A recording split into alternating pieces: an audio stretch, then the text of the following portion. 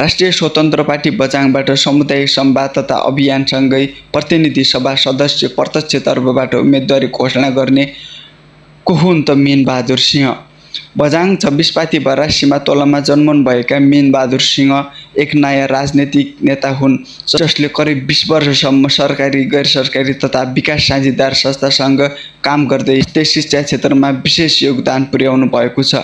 उहाँ योजना निर्माण, रणनीति विकास र सेवा प्रवाह सुधारका क्षेत्रमा अनुभवी हुनुहुन्छ। अन्य समुदायदेखि स्थानीय, प्रदेश तथा सङ्घीय तहसम्मको सरोकारवालासँग कार्य गर्दै उहाँले नीतिलाई व्यवहारमा उतार्दै जनताको वास्तविक अवस्था पहिचान गर्ने र दीर्घकालीन समाधानतर्फ केन्द्रित योजना बनाउन महत्त्वपूर्ण भूमिका खेल्नु भएको छ। आज आशाभन्दा परिणाम, नाराभन्दा नीति र साथभन्दा सेवालाई प्राथमिकता दिँदै परिणाममुखी र उत्तरदायी नयाँ राजनीति नेताका रूपमा अगाडि बढ्नु भएको छ।